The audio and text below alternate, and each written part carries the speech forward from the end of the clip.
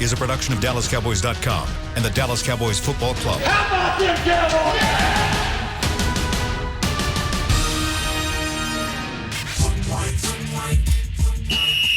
Let's go, baby! Are you ready for a break? Yes. Are you ready for a break? Absolutely. Ready for a break? Yeah, and so much for that. It's time for The Break on DallasCowboys.com. We were on the break! With Nick Eatman, David Hellman, Ambar Garcia, and Derek Eagleton. It is Wednesday, April 15th, 2020, Season 16, Episode number 5. Welcome to another edition of The Break. We are live at our homes. We're not at the SWBC Mortgage Studios, but we do appreciate them for sponsoring our studio. But I got Nick, Dave, Amber here with me. We're talking Cowboys football with you guys for the next hour.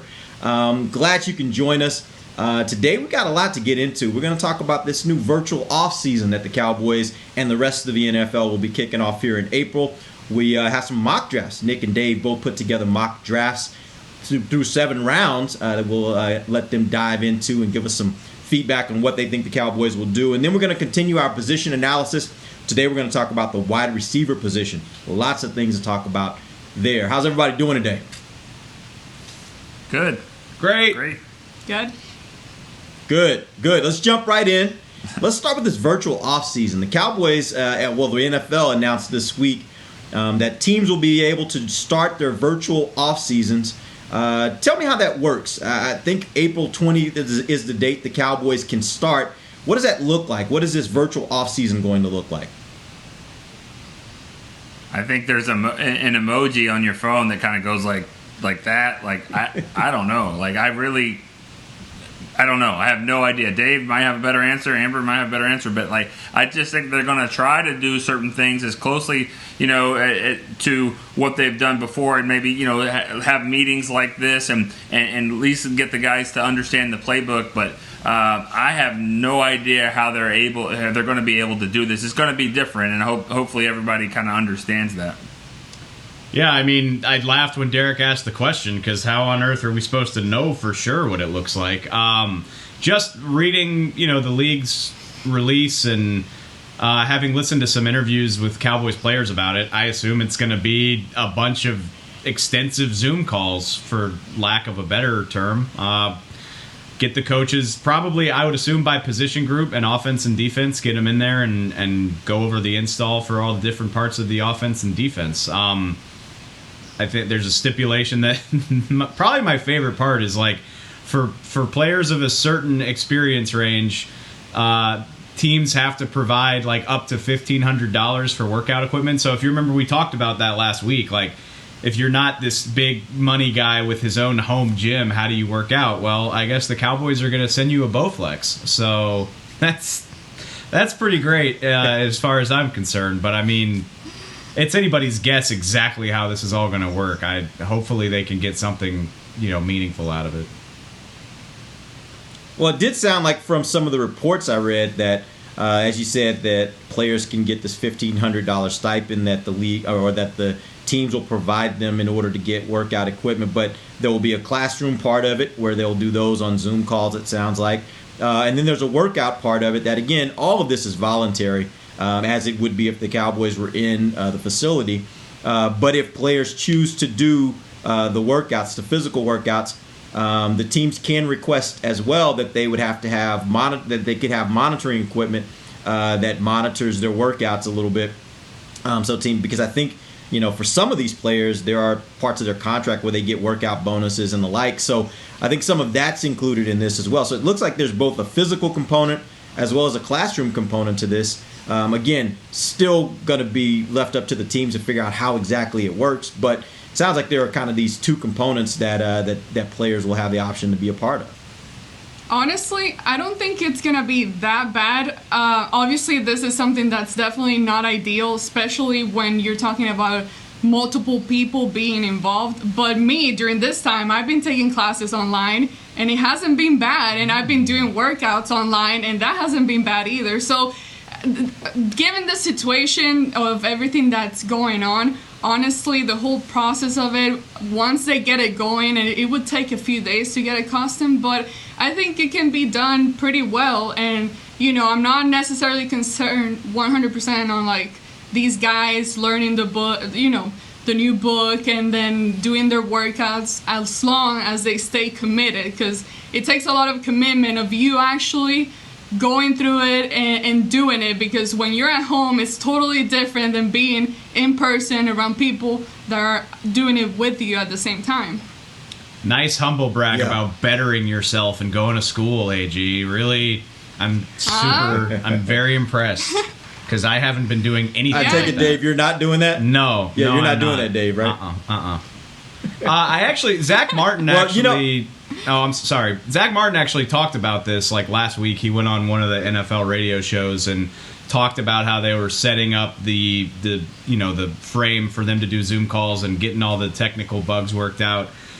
And Zach is really smart and diplomatic, but I swear he caught himself, because he was about to say, he's like, if this was the same coaching staff and the same exact scheme, this would basically be easy. He didn't say that, but I like, that's what he meant, is like, if you're not transitioning over, there's not that much to worry about if you're a veteran player.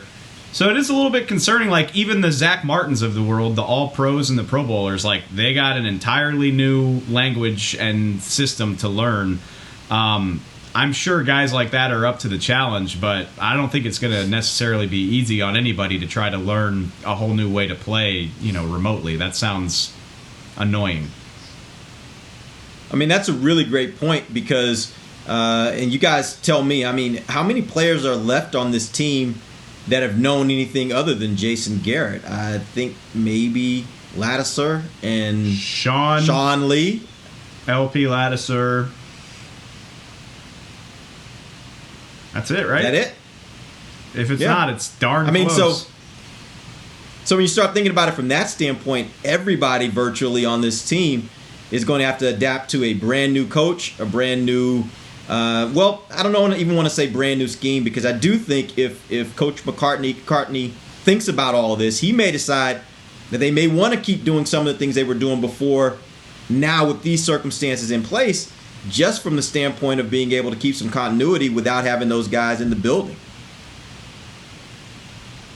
I mean, they do have a lot of guys too that weren't here, like they've been with other teams. So I mean, I don't know if, you guys said what, one or two players that have known a different coach, but there's just a lot of new faces here. So it's just going to be kind of meshing a lot of guys in here when you look at every position, other than maybe running back, but every position is going to have some new guys, some new faces in here.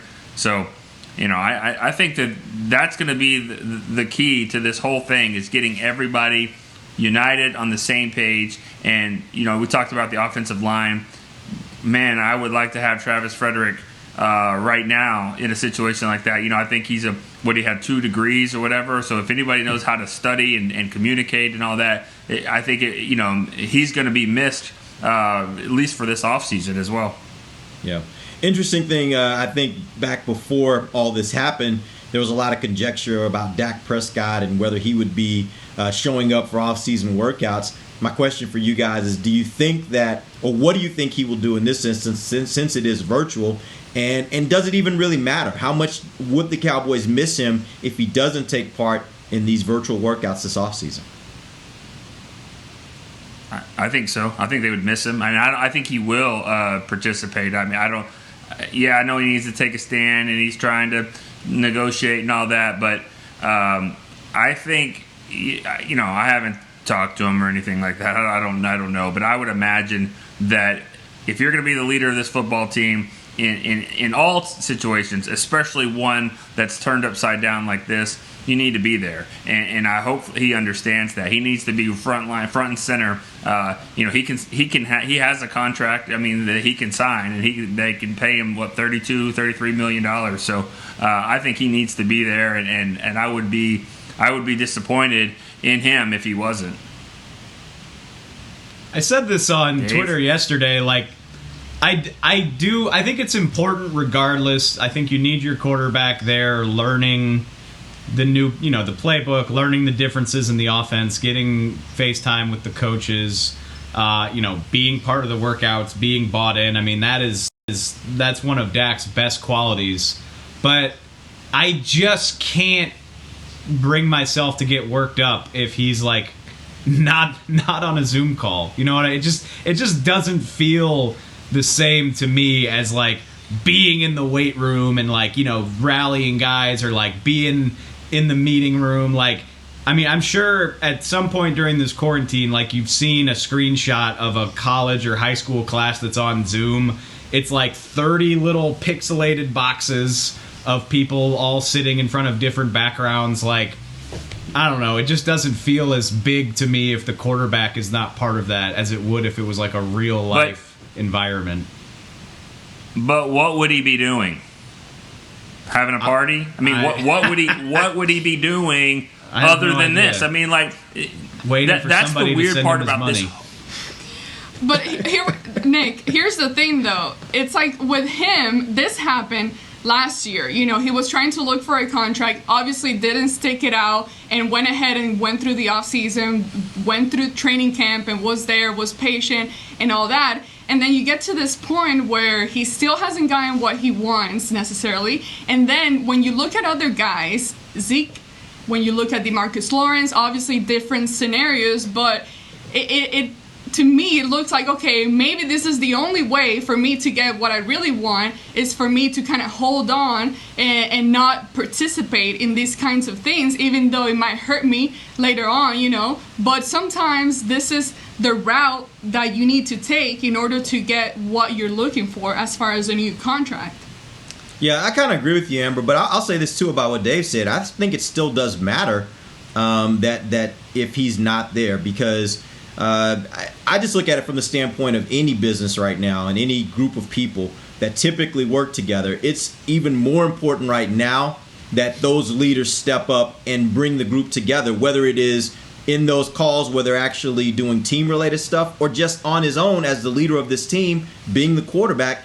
Is he pulling his offensive guys together? Is he pulling the whole team together and just kind of making sure that everybody's holding each other accountable, that we still need to be getting our work done? We still need to be communicating. We still need to keep our relationships intact, right? That's what leaders do. And so him not being there, I think, does matter. And I think it certainly is going to matter in a time like this, maybe even more so than when they are actually face-to-face. And I'll add to this, and I think you guys are right about standing his ground and all that, but he also needs to remember this, is that, a wide receiver who's not on the same page as you can make you look bad. Romo, that happened to Romo a lot early in Dez Bryant's career, and other receivers as well. So Dak still needs to play at a high level. I mean, even if he just plays on the franchise tag. So this is an important year for him, because if he takes another step back, or however you want to look at it, then the money that he's looking for is certainly not going to be there.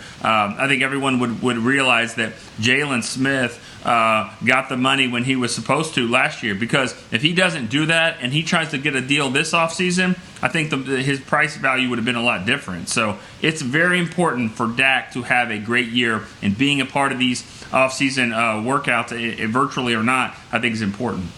I'll say that's this. Tough thing about go ahead, Dave. I think Dak Prescott cares too much about being great to not work.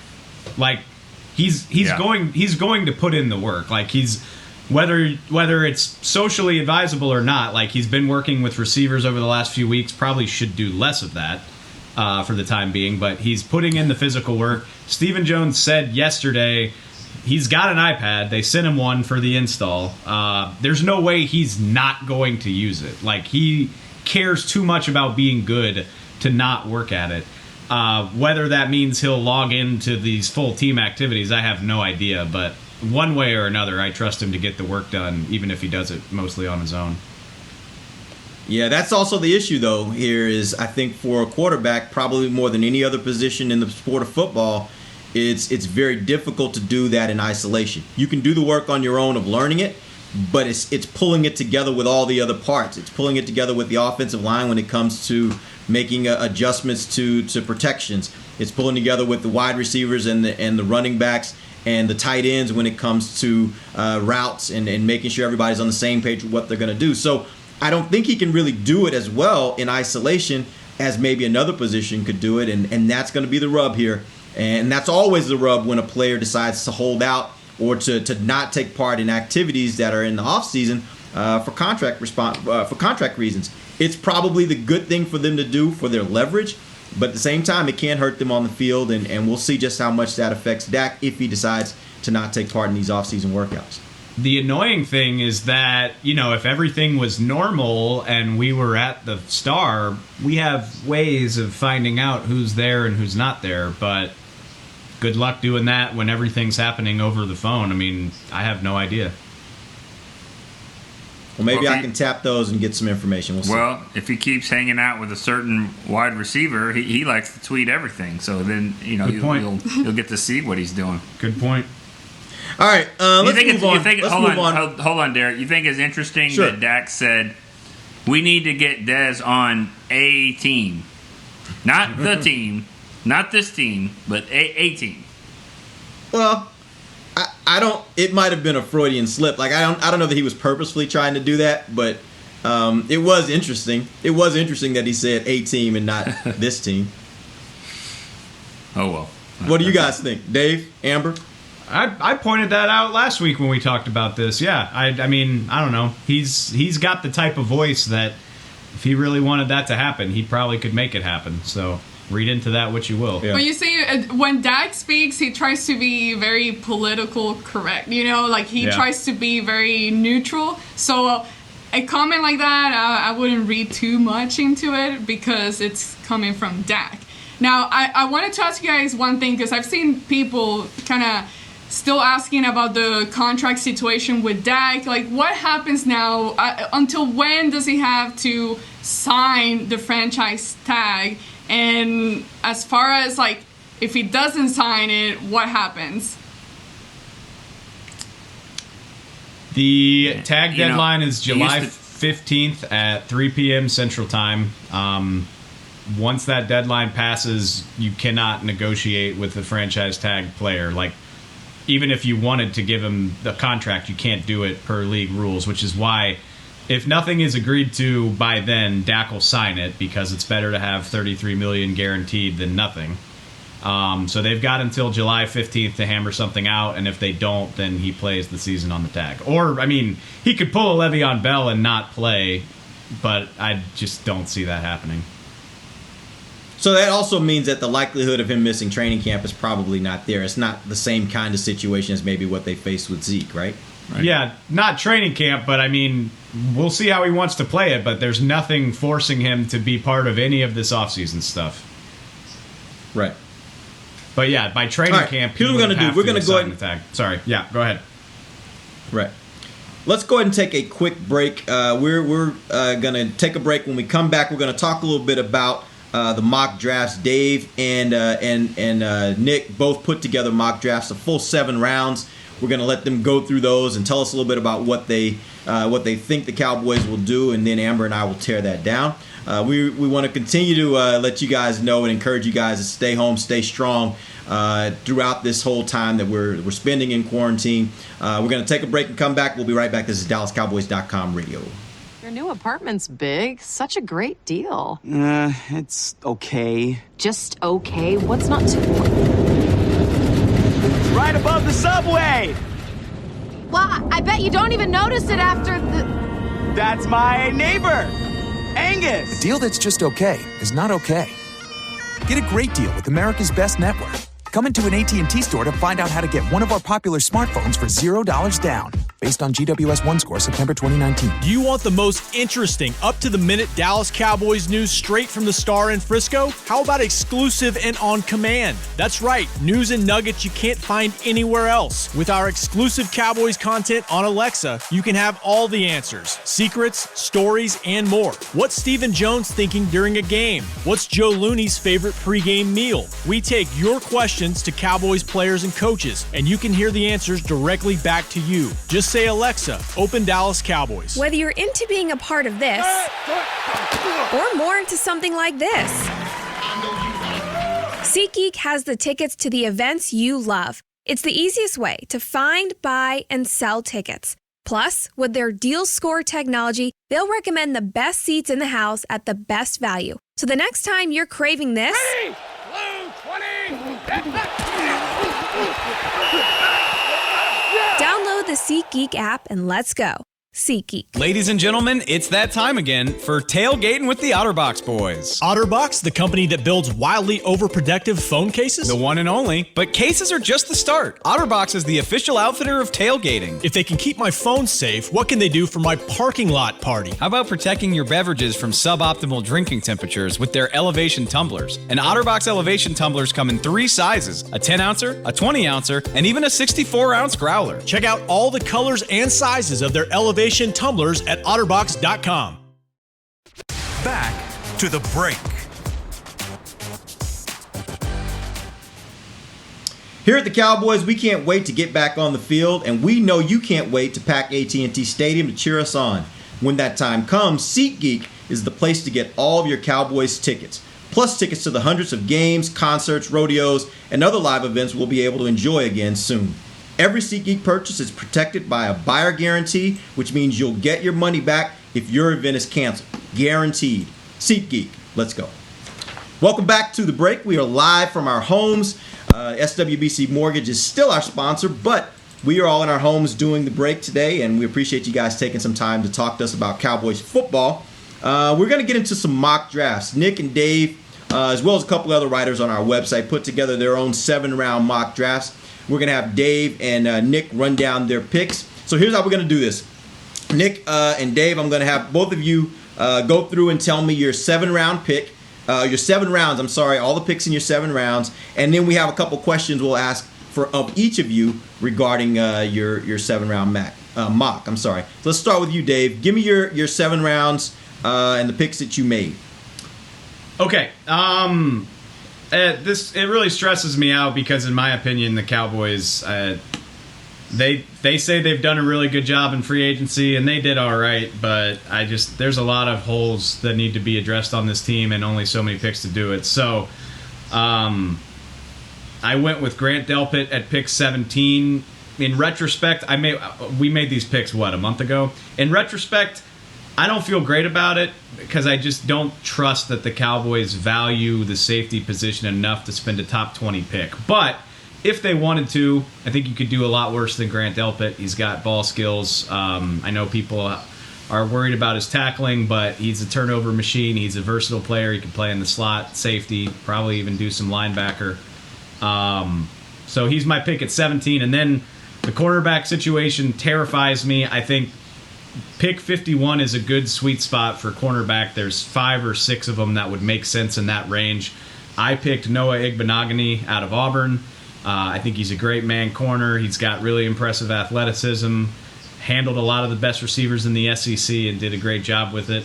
Pick 82, little bit of a curveball because every draft has one. Like, offensive tackle is not a crazy need for the Cowboys, but if a guy like Sadiq Charles out of LSU is the best player available at 82, could get yourself a heck of a swing tackle and a potential heir to either of your tackle spots. I think that's good value.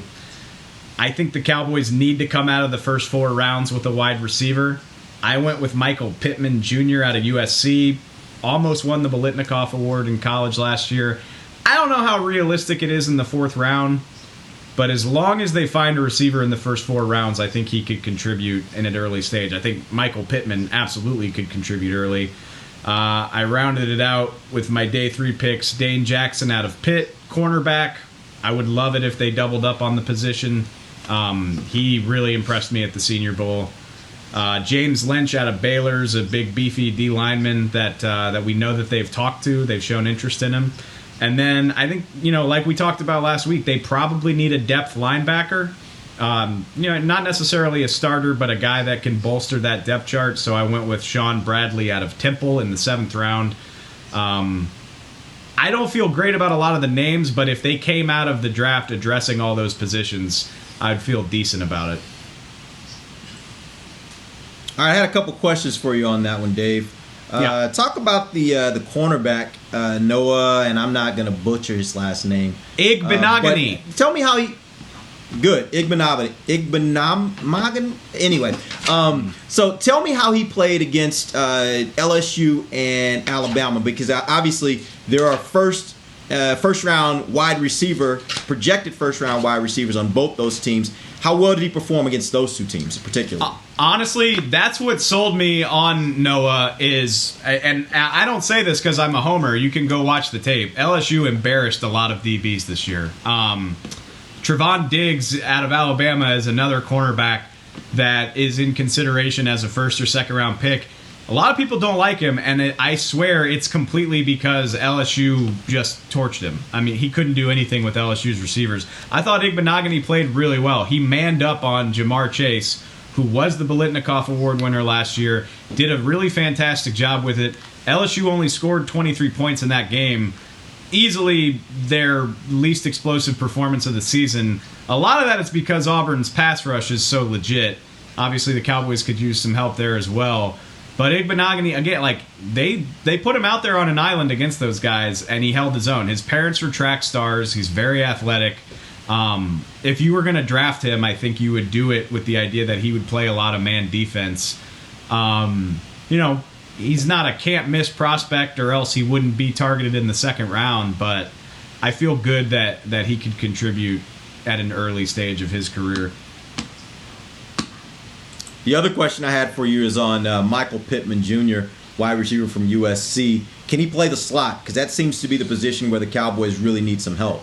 I mean, I'm not going to say he couldn't, but I don't view him as a slot receiver. He's a big-bodied outside guy. And, yeah, I mean, I'm with you. There's a dozen slot receivers that I think make more sense. But think about the fact that Amari Cooper and Michael Gallup can both move inside and outside. I think back in the day, you were kind of hamstrung into pigeonholing these guys because guys like Des Bryant. Is that him? What's that? Is that him, number 6 right there in the middle? Oh, I clicked away from our feed. Sorry. Yeah, that's him.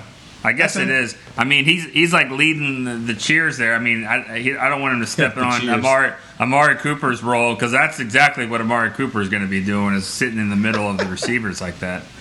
He was actually Pittman was one of the finalists for Jason Witten's Collegiate Man of the Year award. Like, he's done a lot of stuff in the LA community. It seems to be a really high. Where's that going to be hosted this year? Where's that going to be hosted this year? I don't know. Las Vegas. I'm just derailing the whole thing. Sorry. I was about to say, you're just on one today, aren't you, Nick? I Still got your toilet paper? You good? I haven't brought out the toilet paper yet. It's over there. So. All right, Dave, Nick, let's jump. I am paying attention to what you're saying. No, so. it's all right. It's okay. I'm sorry. Pittman's not a slot guy, but Cooper and Gallup can both play in the slot, so it doesn't bother me as much. Although there are other receivers that I think fit better here. Okay, Nick, let's jump into your mock draft. Give us your 7 guys. Yeah, I just like Dave. I took a safety there at 17. I don't know if I feel great about it now. Xavier McKinney out of Alabama. I probably would rather have Delpit, I think, but Xavier McKinney. Why? Is a guy, just because he's like on the cover of the magazine, I guess, that for us, that I guess McKinney is too, but I don't know. Just because Delpit, he's been a like better college player, because he's been a 2-time All-American, and I would rather have him. But I think McKinney, he's got some good size to him as well. So if they go with the safety, I don't think they can go wrong either one of those two. But when we do the next mock draft next week, I don't think I'll be picking Xavier McKinney, and I doubt that Dave will be picking Delpit. But in the second round, I went Cameron Dantzler, a cornerback from Mississippi State. I know that Chris Richard's not here anymore, but I still think that they're going to probably go with that bigger corner. Al Harris was a big corner, and I think Dantzler kind of fits that role, kind of tall and rangy. Third round, Texas, Devin Duvernay. I just think the speed track guy that I've been looking for a long, long time. I think he would be a perfect slot guy, good punt returner, kick returner. The fourth round, I took the Missouri tight end, and that's what I'm going to call him. I think they call him Albert. I'm not even going to even attempt for the last name. Maybe Dave's got that one, but just give him some depth there in the fourth round. They tried with Dalton Schultz. I don't think that really worked out. And I could see them maybe taking another stab at it. Blake Bell's going to be the second tight end, but maybe a fourth rounder would work. Evan Weaver in the fifth round, if he's there, I think he's a productive linebacker at Cal. I took McTelvin Agim from Arkansas because you have to take an Arkansas guy, but I just think he's a big defensive tackle that's doing. He's kind of taking advantage of the fact that he wasn't invited to the combine till the last minute, and he had a really good. Senior Bowl. He had a really good Senior Bowl there. And then in the seventh round, I just took a corner, Reggie Robinson from Tulsa, like Dave said, doubling up on a position of need. If you can get 2 corners out of this, I think that will be good. Yeah, I see that both you and Dave went defense in the first 2 rounds. Are you guys convinced that this is going to be a defense heavy? Because if you take defense first 2 rounds, to me, regardless of what you do the rest of the draft, it becomes defense heavy. Are you guys convinced it's going to be defense heavy this year? I think we're all convinced on this show that it's going to be defense heavy. Yes. I know how Amber feels. Absolutely. And they need it. But I have a different question. You both said that, well, you both went for a safety on the first round, and that was about a month ago. And you said that you don't necessarily feel the same as of right now. So, therefore, what would be your different pick at this moment that you think the Cowboys would go for? I'm thinking receiver. I don't know. I think Dave has got me brainwashed into thinking it's going to be receiver. But he's not. Names. Ironically, I don't you're not even saying think that. But well, no. Brainwashing me to think that that's going to be the best value. That's where at 17, that's where the best guy's gonna be. And when you think about it from a standpoint of you need 3 receivers to play, and he will be a starter. I mean, Randall Cobb was a starter. Why not draft a wide receiver there? I mean, I do think they need defensive playmakers, but I just think the value is going to be there at receiver. It just depends. Yeah, and I kind of. No, go ahead, Derek. Sorry. Go ahead, Dave. No, go ahead. It's really hard Dave, to peg. go. It's really hard to peg how the picks like 10 through 17 are going to go. There are 3 receivers that would be worth running to the podium to draft at 17. I don't know if any of them fall that far. How many offensive tackles go ahead of the Cowboys and push other players down the line? Same thing with quarterbacks. Like, are there going to be 3 drafted in the first, or 3 or 4? Is Jordan Love going to be available when the Cowboys pick? If one of those 3 receivers is there, I agree with Nick. Or you could talk me into Justin Jefferson easy, but the name that I keep coming back to is Kayvon Chason, and if he's there, his upside and natural talent, plus the fact that the Cowboys desperately need edge rushers, it just makes too much sense for me to ignore. But that's where I have the question of, I think I've heard more potential downside for Chason than I've heard for either Judy or Lamb. So that's where I start wondering, is this a situation where the value of what you can get, I have a hard time thinking that if Judy or Lamb, and I like Ruggs too, but I really think Judy and Lamb, if either one of them is there at 17, I'm hard-pressed to think that any other player that's there at 17 is a better talent than either of those 2 guys. And I still believe, personally, that the wide receiver position is a position of need for them, just like defensive end is, because right now, who are you going to run out there in 3 wide receiver sets? Because I don't think they have that guy right now. I completely agree with you. And for the record, if CeeDee Lamb or Jerry Jeudy is there at 17, that's who I would draft. I don't really think that's plausible. They're both way too good. I agree. And there's too many teams that I've seen need wide receivers. receivers fall sometimes. Yeah, I've seen wide receivers fall sometime, and I think in a draft like this one where everybody says, man, you could get a wide receiver in the 4th or 5th round that may be a really great player. It does make me wonder if teams will say, hey, I'm going to go ahead and go with something else in the first round and see how far I can go before I have to go with a wide receiver, because I think I love a guy that I can get in the 3rd round who might be just as valuable to my team as if I were going to spend it in the first round. It is the ultimate test of like best available player versus do you draft for need, because I feel way, way more confident that Jerry Jeudy or CeeDee Lamb will be a productive NFL player than Kayvon Chason. And I also feel way better trying to trot Aldon Smith and Randy Gregory out at right end than I do trying to work with what they have at receiver 3 right now. Like, they have essentially nothing. So, right. I'm with you. Can I give my prediction of what I think is going to happen, though? Yeah.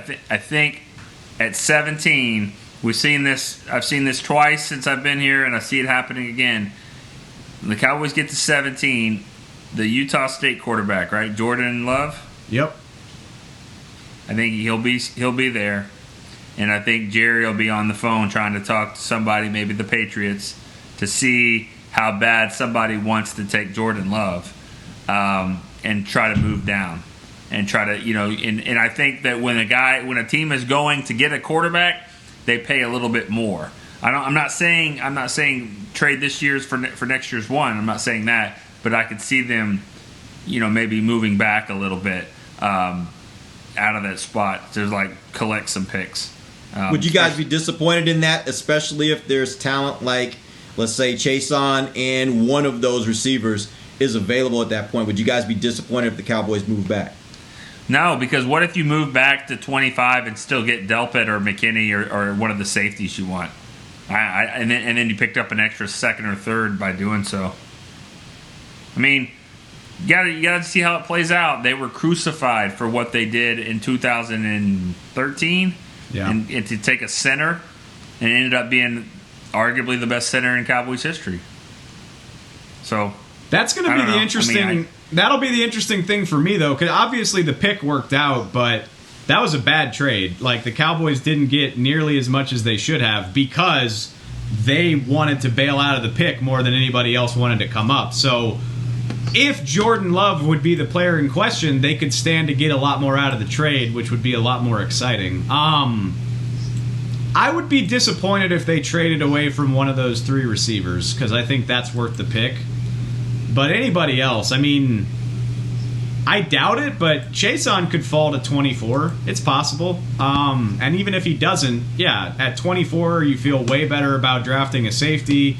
There are other receivers you could consider at 24, whether it's Justin Jefferson. God, there's so many Jeffersons. There's other cornerbacks. Jeff Gladney, you probably feel decent about taking in that range. Like, I feel great about my options in a trade back, especially if I add, a second or third round pick to my draft haul. I watched the TCU receiver Jalen Reagor, and I thought, man, he would fit. He seems like he would fit perfectly in what they're trying to do. He's a local guy, but not so much at 17, but maybe if he moved back. But Amber, do you really know what they're trying to do, though? Like, that's my thing. I keep going back and forth on what I'm used to seeing from this team under Jason Garrett, and then now with Mike McCarthy, what side of the ball do they value more? Does he value more? What does he feel that he needs to make stronger?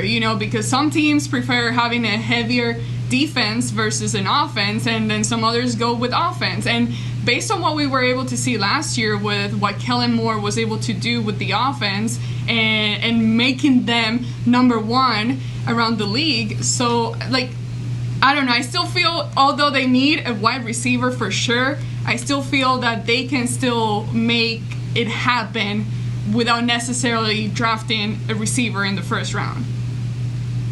And maybe so. Again, this is a draft that has a lot of receivers in it, so maybe 3rd or 4th round is a place where they feel like they can get a guy that can come in and immediately start in the slot. I mean, you guys know how much I have affection for Duvernay.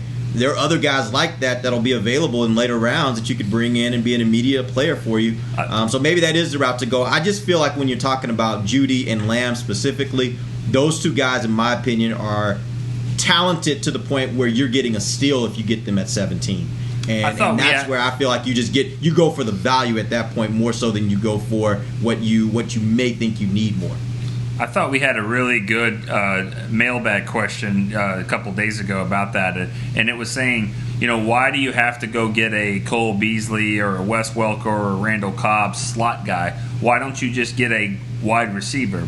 If on 3rd downs, if Amari Cooper or Gallup can slide inside to play that they can. But, go get you a good wide receiver. He doesn't have to be 5'11", 180. And I thought that was a good point. I mean, we think about that, but if you just need 3 wide receivers, and he's right, the guy that asked the question, because Amari Cooper can play in the slot, and so can Gallup. So I thought that was interesting that Duvernay and all that would fit perfectly, and Jalen Reagor.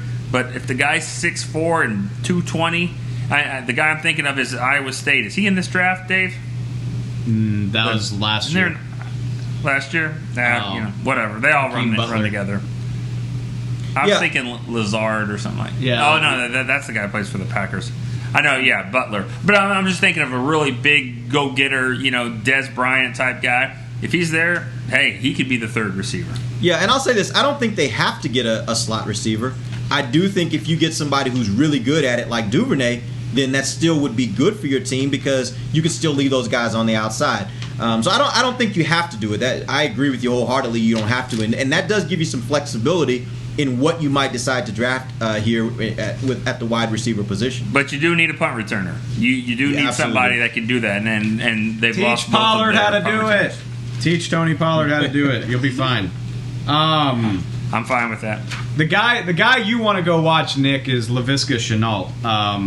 He's your big body guy, and 24 would be 24 would be fine. Maybe a little early, but not the end of the world. What are you gonna say? Is he a Dallas Day guy? Wasn't he a local guy? He's a DeSoto guy, yeah. Oh, yeah.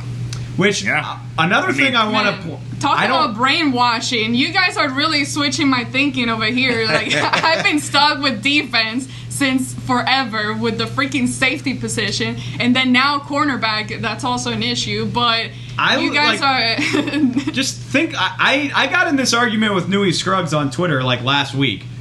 Think back to 2017. They fixed the defense in one fell swoop, and I mean like. They did a decent job. I mean, they found 3 starters in that draft, but they drafted Taco, they drafted Cheeto, Jordan Lewis, and even throw in Xavier Woods.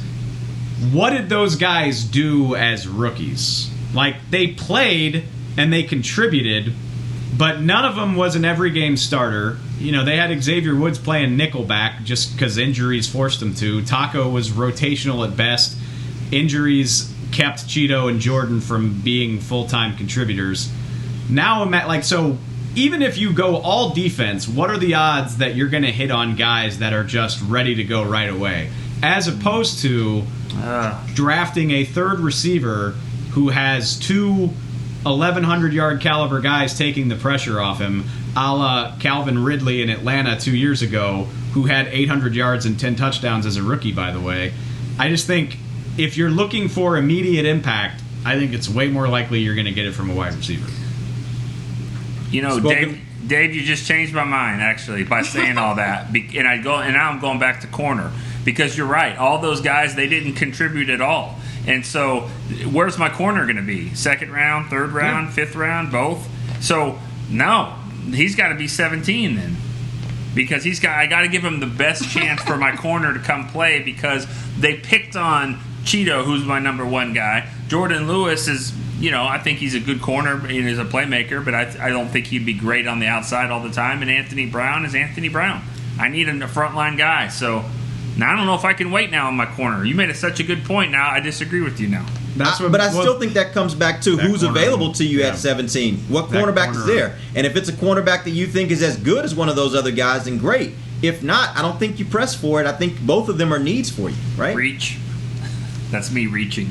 You're going to reach. It's a fascinating conversation. I mean, they need to come out of this draft with a quality cornerback, a quality...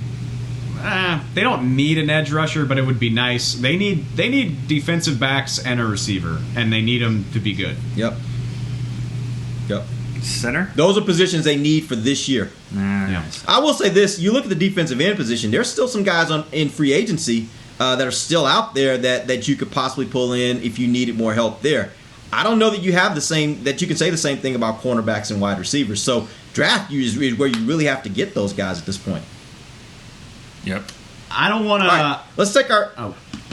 No, go ahead, Dave. You can take the break. It's fine. All right, we'll take our final break. When we come back, Amber has a game for us. We're going to jump into this game, have a little fun here in this final segment. Remember, we are live in our homes. We're staying home. We're staying strong. We want you guys to continue to do the same. We'll be right back. This is DallasCowboys.com radio. Want to use what the pros use? How about the official men's skincare brand of the Dallas Cowboys, Jack Black? Right now, you can get the Jack Black Starter, a curated collection of Cowboys locker room favorites for just $10 with free shipping. The starter includes 4 Jack Black skincare favorites, plus a full-sized intense therapy lip balm. Go to getjackblack.com/Cowboys and use the code word TEAMJB. That's getjackblack.com/Cowboys. The Jack Black Starter, $10, free shipping. Whether you're into being a part of this or more into something like this, SeatGeek has the tickets to the events you love. It's the easiest way to find, buy, and sell tickets. Plus, with their deal score technology, they'll recommend the best seats in the house at the best value. So the next time you're craving this, Ready? Blue 20.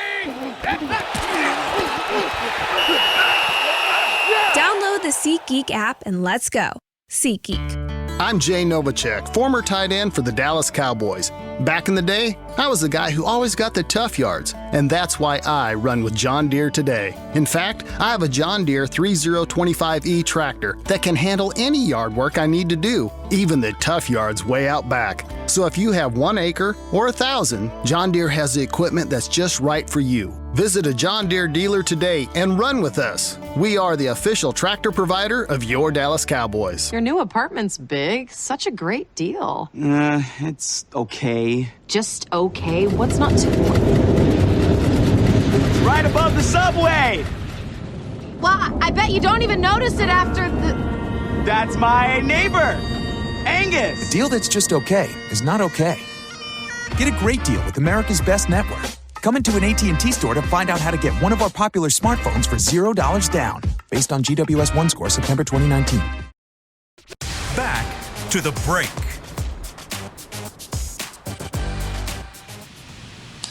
This season, we're celebrating our Cowboys' 60th birthday, and we know you all have birthdays to celebrate too, so our partners at Main Event are going to help. They have a new platform called Birthday With Me to celebrate at home on Instagram each day at 2 p.m. They've got cakes, candles, singing happy birthday, everything you need. So follow Main Event on Instagram and tune in to their live story at 2 p.m. Central each day to celebrate with others. And that's how you celebrate a birthday. That is how you celebrate a birthday. Make sure you check it out as soon as we can get back out. I'm going to be interested in catching up with you guys, and maybe we can go do some celebrating as well. We've missed some birthdays, I think, haven't we, in our group? I got mine in March 2nd, and then after that's all you care about. After that, it just went upside down. The whole world did.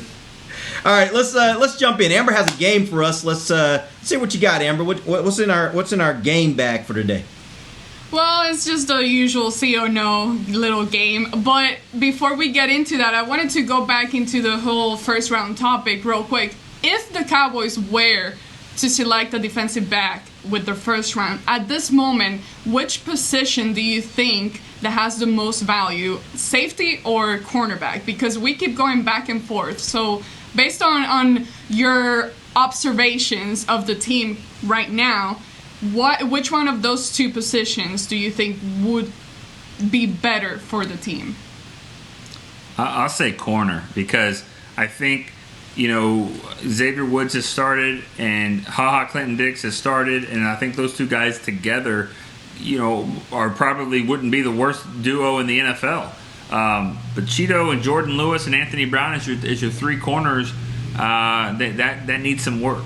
And so I would think there'd be more value at corner if you could get it. If it's even. If it's not even, then you want to take value. I'm going to ask that question with a question. Dave and Nick, do you guys, the only corner I've really heard that's the caliber that would be selected at 17 is Henderson, and questionable whether he'll be there. Are there other corners that would be in that range? Because if not, I don't think you reach for a corner. I think you take one of those two safeties, but are there other corners that would possibly be there if Henderson, let's say, is already gone, that would be worth the 17th pick? That's going to be a fun question for front offices to figure out. As we all know, we can do all the work we want, watch all the tape we want, and you're still going to be wrong about the way one of these teams feels about a guy. Like, a perfect example is the Oakland Raiders drafted Cleveland Farrell out of Clemson, the pass rusher, 4th overall last year. Nobody in the media scouting community saw that as like a fit with his value, but the Raiders did. So yeah, I mean, there are cornerbacks. Trevon Diggs out of Alabama, I mentioned him earlier. Christian Fulton out of LSU is a guy we know the Cowboys have talked to. They published the video with him. Jeff Gladney out of TCU.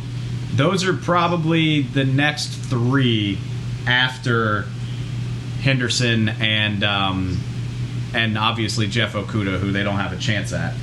It's just going to be, nobody in the media thinks that it's worth that pick at 17. None of those 3. But that doesn't mean the Cowboys won't feel that way. If Trevon Diggs just fits exactly what Al Harris and Mike Nolan think they want to do, then it might be worth it to them. But if you're going based off of like the collective opinion of people, it seems like a reach if Henderson's not there. And you would take one of the 2 safeties in that instance before you would take one of those other 3 guys. Just in value. That's a really good question, honestly, because cornerback is the more valuable position. The Cowboys aren't wrong about that. Like, they are right that cornerback is more valuable than safety. I just think they make a mistake because sometimes it seems like they think safety has no value at all. I think Grant Delpit and Xavier McKinney are better prospects than those cornerbacks, but they play at least important positions. So that's a really interesting debate. I think I would go with a safety, but if you're just convinced that Diggs can do what you want him to based on his athleticism and his track record, I can at least see the logic, even if I don't agree with the decision. All right, well, let's go ahead and start the game. I see a lot of people asking about Dak and the whole situation right now. So, see or no, would you entertain the idea of possibly trading Dak? See or no? No.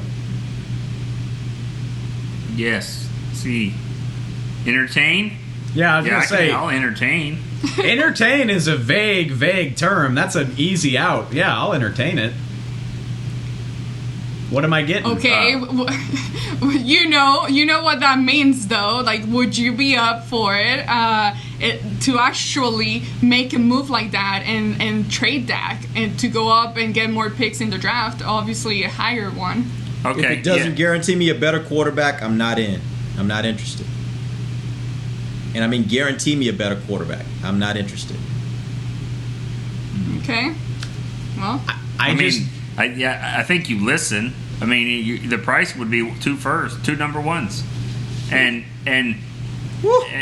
2 number ones. But it's not like it's the 28th pick this year and probably the 28th pick next year. I don't think that's what you want to do. I think it would have to be a team that's sitting at 12 or 13 that wanted one of those guys to fall to them, and they didn't. So now they're offering you that, and then next year's number 1. Think about that. I don't even know who that is.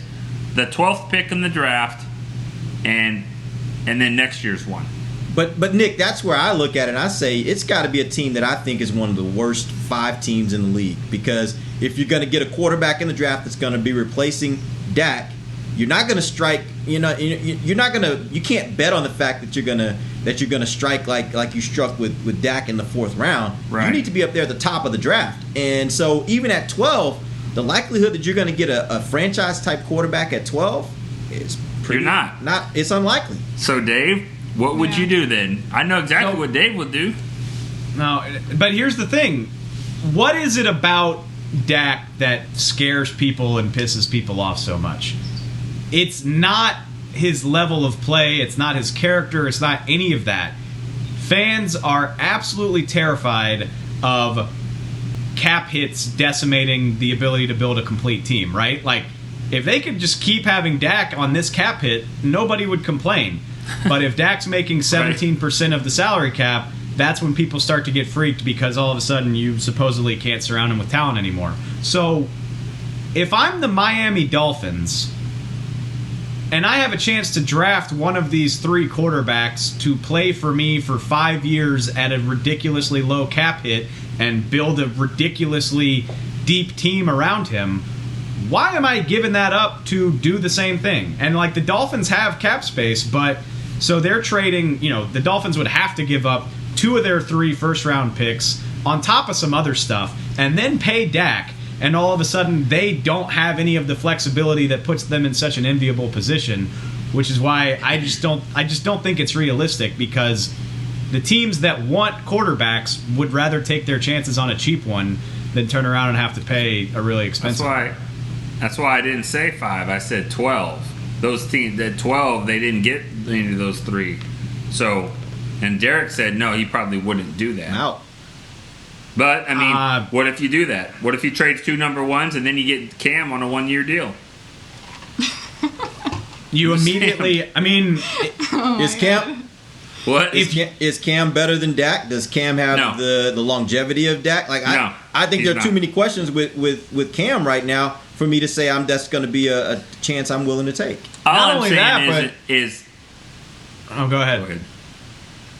I was just saying I would entertain it. And when you're talking about Dak, this will be my 3rd one of the show. But when you're talking about Dak, I think the term entertain has been mentioned several times this week, and I think that I would entertain. Just if someone wants to talk, yes, I'm going to listen. You better come strong though, because I'm not looking to part with him. But yeah, if you're gonna call, virtually, we'll talk. I'm not trading Dak unless it leads me to a clear path for a potential upgrade. So, like in your theoretical world, they're trading. So they're getting the 12th pick in this year's draft. Okay. Sure. I just under Nick's scenario, yeah. And then the next year, I have to trade away a fortune to try to get up and draft Trevor Lawrence or something like that. I don't know, because Cam. I know I expressed interest in him last week, but like he's not the long-term solution to your quarterback problem. So unless you give me a path toward one of the 3 in this year's draft or like Trevor Lawrence next year, it's just not very enticing to me. I'd rather, 1 in the hand is worth 2 in the bush, as they like to say. Yep.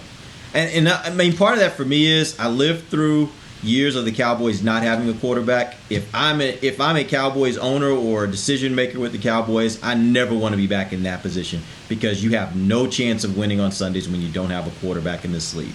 So I have a quarterback. I feel like whatever his warts are, I have a quarterback. I feel good about that quarterback. I'm doing whatever I have to do to keep that quarterback. All right. Well, we've talked a lot about the defense and then also the wide receiver position. Do you see the Cowboys drafting an interior lineman in the top 4 rounds? I was about to mention that earlier about what about Javon Kinlaw? We haven't really talked about him in that scenario, but I think the signings of McCoy and Poe, I'm not saying you don't draft a guy, but I think you can just get a good idea of what kind of tackle they're looking for, and I'm not sure Javon Kinlaw is that guy. I'm talking about the O-line. I thought you said D-line. I'm sorry. Yeah, I thought you said D-line too. Okay. O-line, first 4 rounds? Yeah. Maybe interior, a flexible guy that can play a little bit center and guard. If that's a good value, I could see that. Dave's got a tackle in the 4th round, right? Yeah. If they're doing their job the right way, the only positions that should be off of the board, like just no consideration at all, is running back. That's the only position that they should just be like, no, we really can't justify that this early. Everything else is on the table. They don't have a proven swing tackle. They just lost their all-pro center. They don't have a slot receiver. They only have 2 defensive tackles. They don't have a right end. Their cornerback depth chart is shaky, and both of their starting safeties are on 1-year deals. Like, you could convince me to draft anything. And if they're being true to their board, they shouldn't rule out anything except running back, because I can't see that. I will say this, though. If you're talking about priorities, I think offensive lineman would be a lower end of the priority, because I think when you start thinking about like a swing tackle, I think those are guys that you can look out on free agency. There will be guys, I guarantee there will be guys that when the NFL teams make their final cuts, there'll be some veteran guy that will be a swing tackle type that the Cowboys could go out and get. So I don't put this in the context of as important as trying to get another receiver or trying to get a cornerback or a safety or even a defensive end for that matter. But yes, I agree with you, Dave, from the standpoint that there's really there's no position other than running back, and you could actually convince me that fullback maybe you should. There's no position other than tailback that I think the Cowboys shouldn't at least give some thought to if there's value there. I'm not going to be the least bit surprised when some front office and coaching types tell us not to sleep on Brandon Knight, just for whatever that's worth. But yeah, I mean, I could make a case for just about any position at any range of the draft. All right. Do we have time for another question or no? Yeah, let's go one more. All right. Well, do you think, based on everything that has happened, obviously there's no point because we can't go back in time anymore, but do you think that the fact that the Cowboys coaching staff did not go to the combine will play a role into how that it's going to affect them in the long run due to the fact that there are no many pro days happening or any of that stuff? Well, they went to the combine. It was the Senior Bowl that they skipped. Sorry, the Senior Bowl. Oh, that's okay. I mean, yeah, it's not. Well, no, honestly, the fact if they had missed the combine, yeah, like the Denver Broncos and the LA Rams didn't send their staffs to the combine. I do wonder if they regret that now because that's 45, 50 interviews that their coaches didn't have a chance to be a part of. I'm sure they filmed them, but it's still not the same. I think that's going to be a challenge for every team in the league. It's a very limited opportunity to get your hands on these guys. I mean, you can't do it at all. All you got is video calls, which seems like a poor substitute. So this draft has a lot of potential for wonkiness, in my opinion. And let's also be clear about the Senior Bowl. The scouts were there, and the coaches were not, but the scouts were there. And I think that with the Senior Bowl, mostly we're talking about mid-round or maybe second-round guys. There are some first-rounders for sure, but I think that it'll just weigh a little bit more on the scouts, which I'm not sure is a bad thing. So it's not like they just totally neglected the Senior Bowl, but I just think from some of those players, the coaches are allowed to rely on the scouts.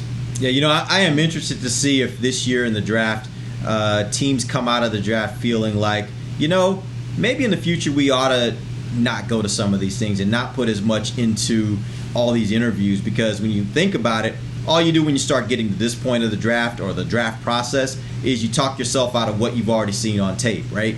And I wonder if a lot of teams will come out of this saying, we're going to rely a lot more on what a guy did on the field than we're going to rely on these other things. We'll still have some interviews with them virtually. We'll still get their times and stuff like that, but spend a little less time on that and maybe a little more time on just the film and how they actually performed when they were playing football. I wonder how many teams will come out of this and feel like they drafted better doing that than all the other things that they would typically do in a draft season. I think there's something to be said for that, but I think about the 30 visits, and we all know how important that's been for the Cowboys, and I can't tell you how many times over the last 6-7 years I've heard a drastically different opinion post-visit as opposed to pre. And obviously, the tape is what matters at the end of the day, but you get a chance to spend 18, 24 hours with these guys, and they can either impress you, or in some cases I've even heard of just completely turning the entire organization off based on the way they handled themselves. And I think teams still really value that, and I think they miss it right now because I just don't think you can get the same experience over a Zoom call. But my question for that would be, how many times was that comment? Well, I was going to say, my question for that is, how many times has that been right, though? Has that proven to be right? The impression that you got of the guy when you met him changed your opinion. Did he end up being a really good player and you thought that maybe he wasn't? Or did he end up being a poor player, but he convinced you how good of a person he was that you went ahead and drafted him? So again, I don't know if that necessarily is even a good thing for them when you look at the overall of how this is, how this all turns out. What'd you say, Amber? I'm sorry for cutting you off. No, I was just gonna say, not that this happens a lot, but an example is when you look at what happened with Taco Charlton, and just, you know, I think those interactions are important because in the long run, you saw how that played out. Like, he did not fit with this group of guys and their dynamic, and I think that was the biggest issue with him, aside from his on-field performance, was more being a part of the group and clicking with them. And I know from previous conversations that I've had in the past with Will McClay, I know that they value a lot those, like, personality assessments and just getting to know the players and just really seeing how that person would fit into the group and seeing how that plays out. I think that's a lot. And me, I always talk about analyzing players and the way they move, the way they talk, the way they carry themselves. I think it does play a big role. It'll all be interesting. We'll see how it plays out this draft, because every team in the NFL will have the same situation where they will not have been able to do the same sort of in-person due diligence that they've done in the past. But it'll be an interesting experiment. We appreciate you guys joining us. We are back next Wednesday, our normal time, 11 a.m. Till then, we want you guys to stay home, stay strong. For Nick Eatman, Dave Hellman, Amber Garcia, I'm Derek Eagleton. This has been The Break, live on DallasCowboys.com radio. This has been a production of DallasCowboys.com and the Dallas Cowboys Football Club.